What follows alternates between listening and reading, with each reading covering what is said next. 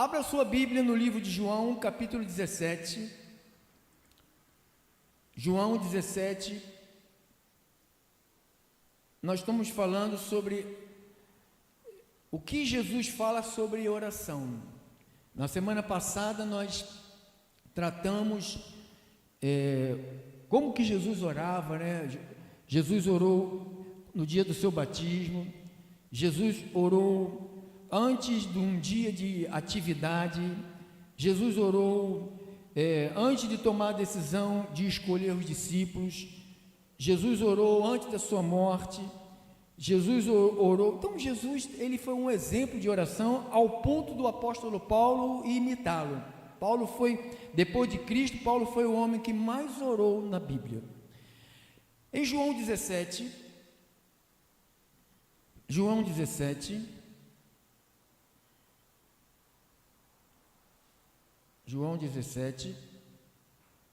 irmão, deixa eu pedir aqui, você, irmão, seu irmão, vai falando com o pessoal da Light aí, vê aí. João 17, não, sentado aí mesmo, sentado aí, ele vai falando, você responde aí. 17, do 1 ao 6, 1 ao 26, diz assim: tendo Jesus falado estas coisas, levantou os olhos ao céu e disse: Pai, é chegado a hora, glorifica o teu Filho, para que o Filho te glorifique a ti.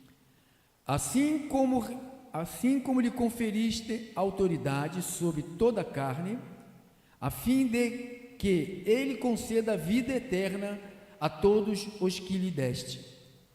E a vida eterna é esta: que te conheçam a ti, o único Deus verdadeiro, e a Jesus Cristo a quem enviaste.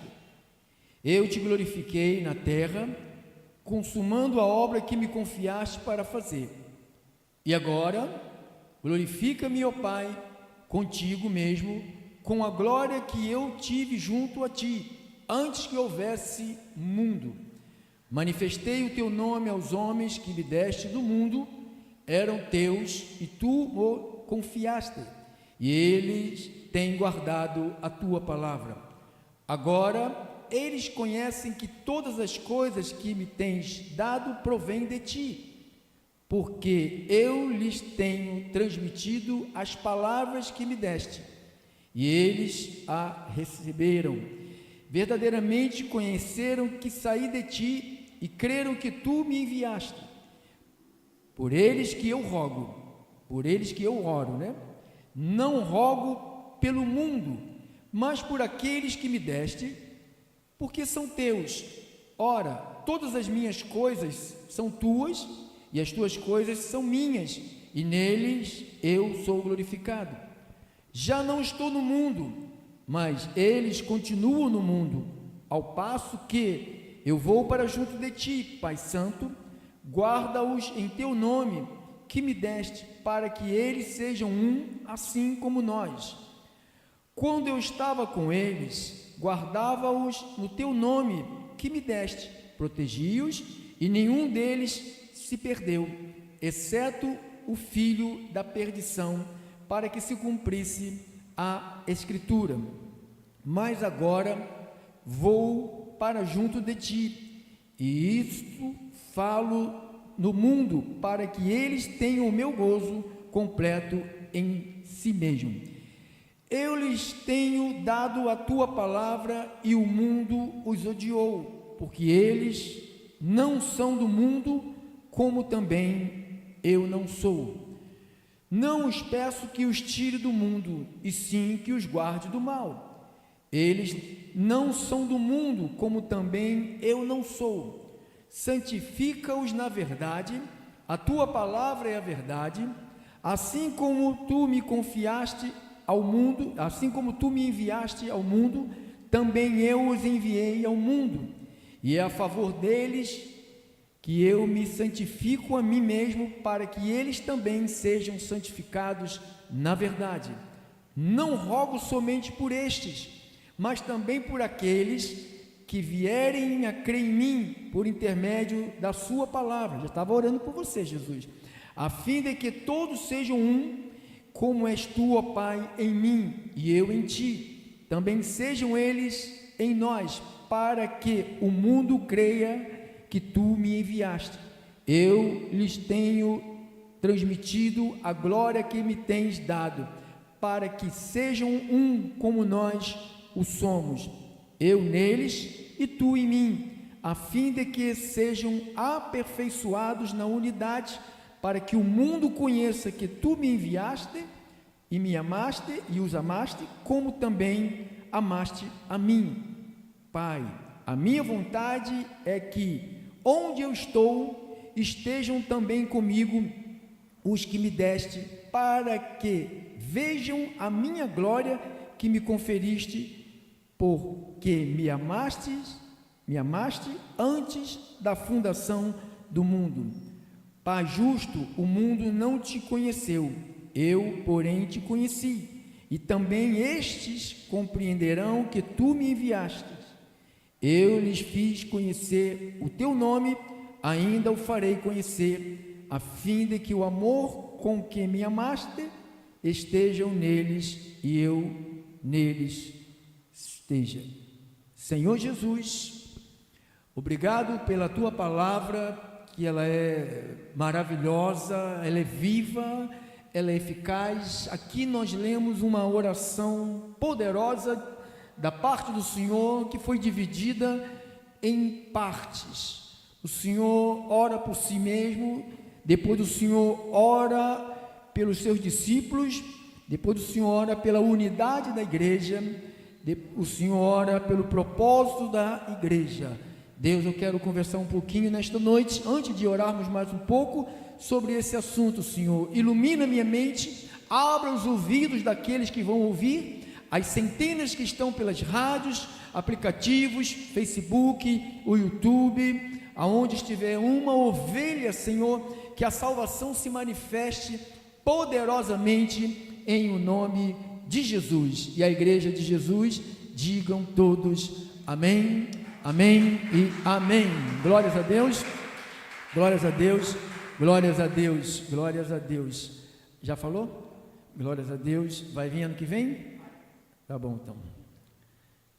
Até lá a gente fica de abanador, né? Já perderam 10 mil para mim, né? No começo do ano lá. Vamos perder mais. Então, para mim não, para a igreja, né? Igreja de Deus, eu estou muito entusiasmado com os assuntos que nós temos aprendido nesse mês de janeiro sobre as palavras de Jesus.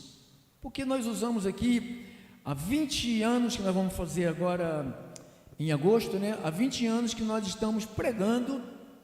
A maioria das nossas mensagens são as cartas do apóstolo Paulo, que ela é o filtro da graça de Deus.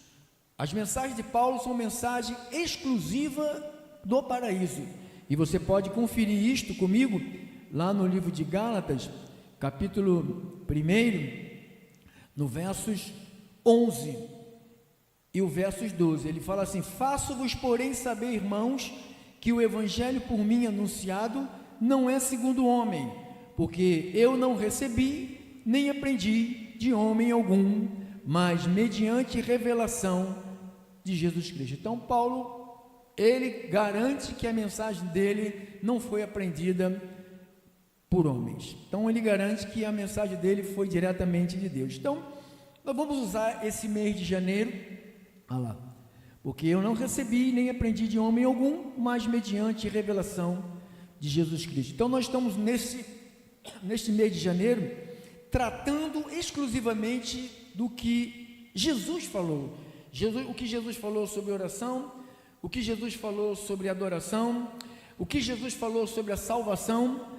Então nós vamos estar mergulhando dentro desse assunto daquilo que Jesus falou, porque muitos tentam contradizer aquilo que nós dizemos aqui, dizendo que teve até uma senhora que saiu daqui. Quando sai eu sei que não é daqui, né? É para viver na escravidão, é problema de cada um. Ela disse: o pastor só prega o apóstolo Paulo, o pastor não prega Moisés. Mas o próprio Cristo falou que a lei foi dada por intermédio de Moisés, a graça e a verdade vieram por Jesus Cristo.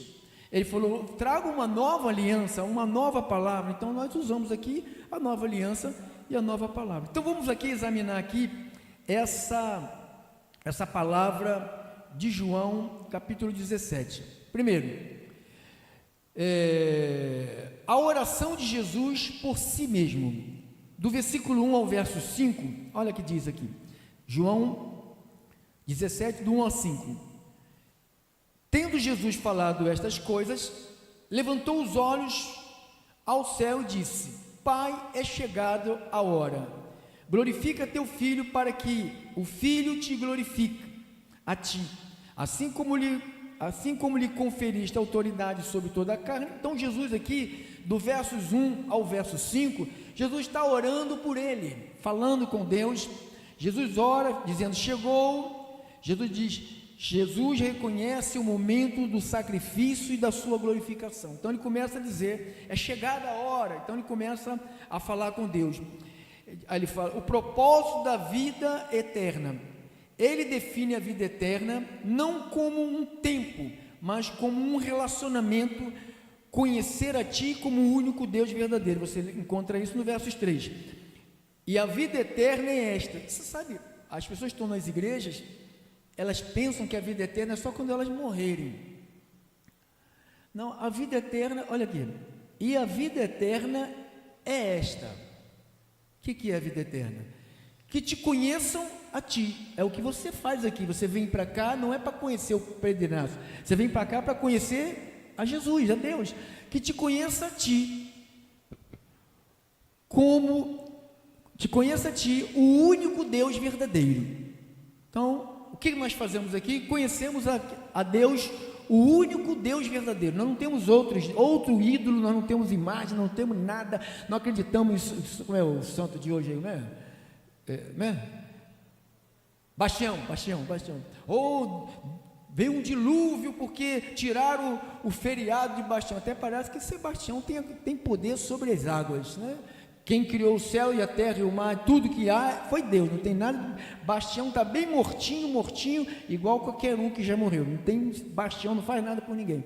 O único Deus verdadeiro e a Jesus Cristo a quem enviaste. Então, quando a igreja começa a conhecer ao Deus único e verdadeiro e a Jesus que foi enviado por Deus, a Bíblia está dizendo que aí já é o princípio do desfrutar da vida eterna. Então nós já estamos desfrutando da vida eterna.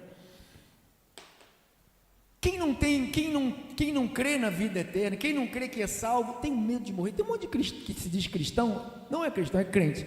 Nós temos o entendimento do crente e do cristão. Todo mundo pensa que crente, evangélico e cristão é a mesma coisa. Crente é uma coisa, evangélico é a mesma coisa, cristão é outra coisa. Então não confunda crente e evangélico com cristão. Cristão é um seguidor de Jesus Cristo. Crente é aquele que acredita em qualquer coisa. O crente acredita no jogo do bicho, o crente acredita em azar, o crente acredita em sorte, o crente acredita que pergunta até para o urubu se vai chover. Urubu, vai chover? Então ele pergunta, ele acha que o urubu bate a água, está respondendo para ele. Então o cristão é diferente, o cristão segue os ensinamentos de quem? De Jesus Cristo. Então a diferença é essa. Então o propósito da vida eterna, ele define a vida eterna não como um tempo futuro, mas como um relacionamento, um conhecimento de Jesus. Conheçam a ti, o único Deus verdadeiro é Jesus. Então quando você tem esse relacionamento com o único Deus verdadeiro, você já está desfrutando da vida eterna. Aqueles medos da morte, aqueles pavor noturno, aqueles sustos que nós tínhamos, já deixa de existir na nossa vida. Missão cumprida. Jesus declara que glorificou ao Pai na terra, completando a obra que lhe foi confiada. Então você lê aqui versículo 4, eu te glorifiquei na terra, consumando a obra que me foi confiada a fazer. Qual foi a obra que foi confiada a Jesus? Jesus está orando, estou falando sobre a oração de Jesus. Jesus está orando para Deus, dizendo, olha, a missão que você me confiou, Pai, eu fiz. Qual era a missão? Vir, morrer em resgate das suas ovelhas. Nós estávamos condenados ao inferno, não tem, sem Cristo, o caminho ao inferno. Com Cristo é o desvio. Então, quando você entra Cristo, você sai. Cristo é muito importante na vida das pessoas, porque Ele quebra a maldição, Ele quebra a ida para o inferno, Ele desvia o caminho, porque todos pecaram e todos estão destituídos da glória de Deus. Jesus vem, paga o preço, ou seja, a obra que Deus confiou a Ele, está no versículo 4, eu te glorifiquei, isso é uma oração que Ele está fazendo, eu te glorifiquei na terra, consumando a obra que me confiaste para mim. Então, quando eu faço a obra que Deus confiou para mim, você sabia que Deus confiou uma obra para você também? Essa é uma das formas de eu e você glorificarmos a Deus.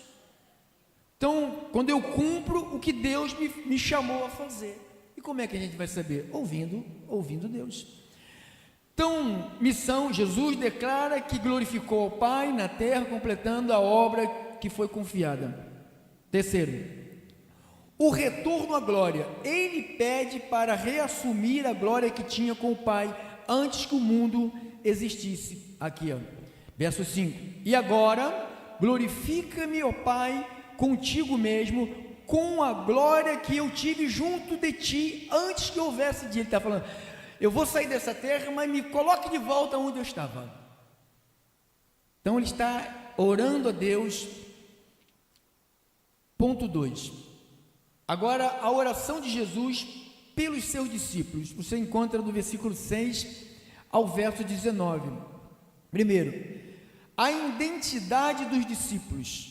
Eles são aqueles que receberam a palavra e creram na origem divina de Jesus. Está aqui, versículo 6.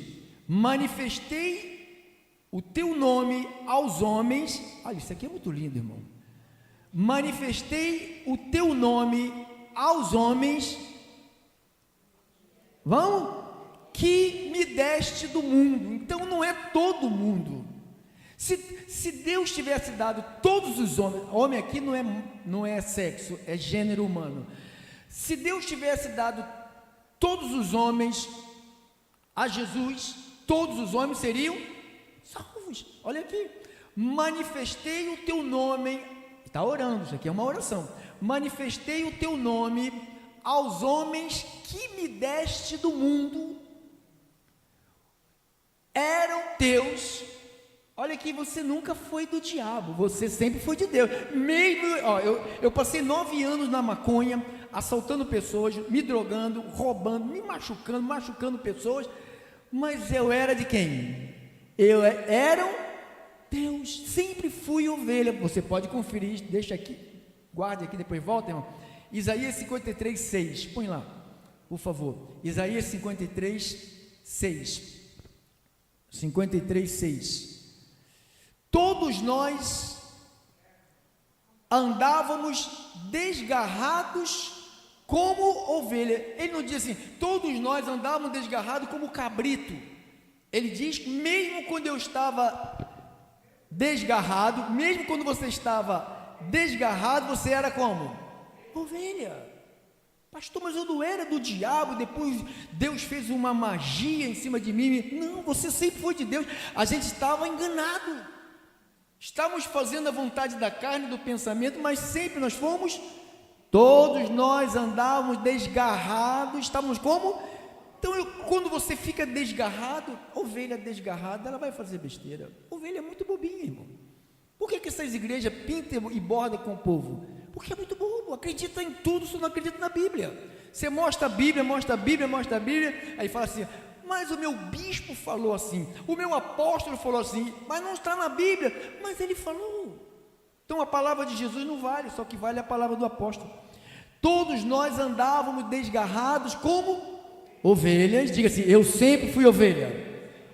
Sempre fui ovelha, você não era cabrito não, você era ovelha. Estava como? Como estava?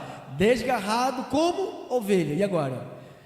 Cada um se desviava pelo caminho. Então não sei onde você passou, eu sei onde eu passei, cada um sabe o caminho que passou, mas o Senhor Deus fez cair sobre quem?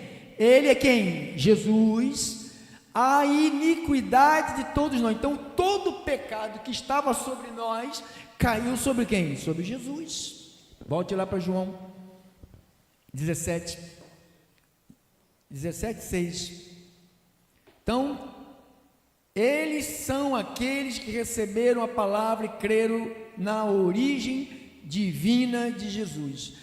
Versículo 6: manifestei o teu nome aos homens que me deste do mundo, eram teus, tu nos confiaste, e eles têm guardado a tua, eram teus, tu nos confiaste, e eles têm guardado a tua palavra. Então, Jesus veio para aqueles que Deus deu a ele. Então, ele veio salvar as ovelhas que estavam perdidas, e nós sempre fomos ovelhas, mas estávamos perdidos.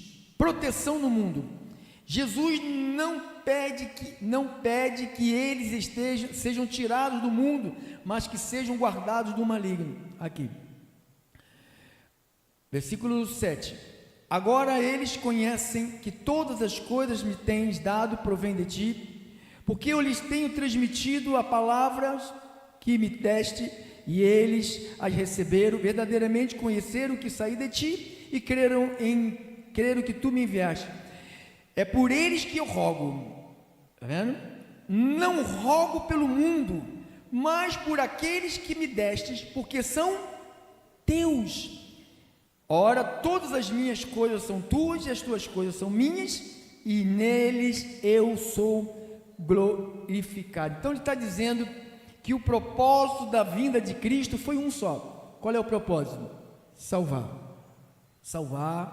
Diga, eu estou salvo. Então ele já orava por nós. Diz aqui, versículo 11: já não estou no mundo, mas eles continuam no mundo, ao passo que eu vou para junto de ti. Pai Santo, guarda-os em teu nome que me deste, para que eles sejam um, assim como nós. Então Jesus, sabe que ele orava? Quando ele fala um, ele está orando pela unidade da igreja. Você sabe que há uma fofoca do inferno dentro das igrejas. Muitos ministérios crescem muito, tem muita gente, são divididos em departamentos. É grupo das irmãs, é grupo dos velhinhos, é grupo das crianças, é grupo dos adolescentes, é grupo dos músicos, é grupo dos anciões, é grupo dos poderosos. Então, a igreja vive dividida. Entre essa divisão começa a separação. É uma briga. Músicos, eles ficam brigando entre si. Então, Jesus já estava orando, pedindo para que a igreja tivesse unidade, para que deixasse essas contendas da carne, que é o versículo 12. Quando eu estava com eles, guardava-os no teu nome, que me deste, protegi-os, e nenhum deles se perdeu. Então Jesus falou, Jesus está orando aqui, ele está fazendo uma oração para Deus. Falou, todos, quando eu estava aqui nesse mundo, eu guardava-os em teu nome, aqueles que me deste, protegi-os, e nenhum deles se perdeu. Quem é que se perdeu? Cadê? Exceto, está aqui, exceto, eu estou no versículo 12, irmão, estou no 12, exceto o filho da perdição, para que se cumprisse a escritura. E quem era esse filho da perdição? Quem era? Judas, que estava ali no meio. Não, Judas fazia parte do filho. Davi fala sobre ele lá no Salmo 41, versos 9, põe lá, sobre Judas. Davi fala sobre ele. Salmos 41, versos 9, olha lá. Até o meu amigo íntimo, em quem eu confiava, que comia do meu pão, levantou contra mim o calcanhar. Isso aqui é uma profecia do Judas, que ele era o amigo íntimo. Aonde ele sentava? Do lado de Cristo. É João de um lado e Judas do outro. Então vamos lá, vamos caminhando aí, que eu quero fazer orações ainda por você, por curas. A unidade da igreja. Jesus ora para que todos os futuros cristãos de 2026 ou de 2025, 2030, sejamos um, assim como Ele é um com o Pai.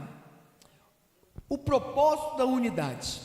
A unidade do cristão é a maior ferramenta evangelística.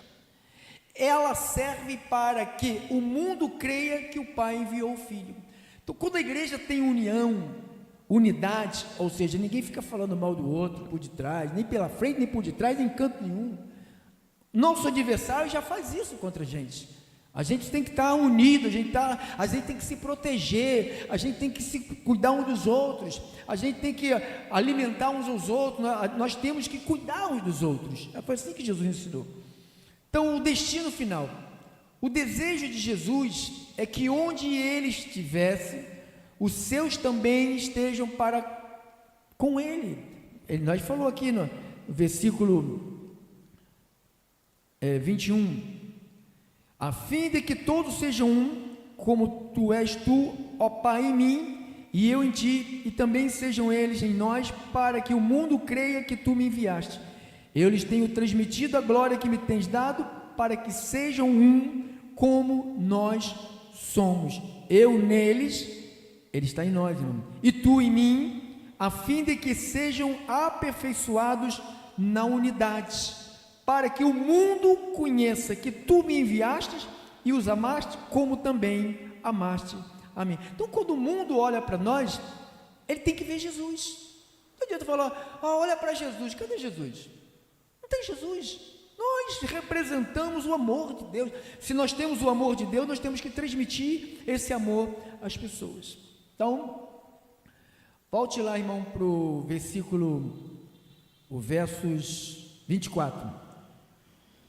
Pai, a minha vontade é que onde eu estou, a oração, estejam também comigo os que me deste, para que vejam a minha glória que me confiaste, porque me amaste antes da fundação do mundo. Então Jesus, Ele esteve com Deus, sempre esteve com Deus, desde quando? Desde antes da fundação do mundo. Põe ali, irmão, por favor, na NTLH, João, livro de João 1, livro de João 1:1, para a gente terminar. No princípio, NTLH, no começo, aquele que é a palavra já existia. Quem é que é a palavra? Cristo. Então diz que no começo, aquele que é a palavra já existia. Ele estava com Deus e Ele era Deus. Desde o princípio, a palavra estava com Deus, Cristo e Deus, Deus e Cristo. Por meio da palavra, Deus fez todas as coisas. Por meio de Jesus Cristo, Deus fez todas as coisas. E nada do que existe foi feito sem Ele. A palavra era a fonte da vida, e essa vida trouxe a luz para todas as pessoas. A luz brilha na escuridão, e a escuridão não conseguiu apagá-la. Aí vai falar sobre, houve um homem, aí vai começar a explicar sobre a vinda de João. Então, espero que você tenha entendido esse recado para esta noite, que Jesus também falou sobre princípios de oração que devem ser seguidos, e nós mostramos na semana passada que se existiu alguém que andou por este planeta Terra, que não precisava de orar, e que existia alguém que também orava muito, é o próprio Deus, que é em Cristo Jesus. Então Jesus, Ele trouxe o exemplo de oração. Quando Ele foi batizado, Ele orou. Antes de sair para suas atividades, Ele orava. No fim de cada dia do trabalho, Ele orava. Antes de tomar uma decisão, ou qualquer decisão, Ele orava. Em suas poucas últimas horas junto com os seus discípulos, Ele orava. Então Jesus sempre deu exemplo de oração. Amém? Assim seja, assim disse o Senhor Jesus Cristo. Glórias a Deus. Para o Senhor.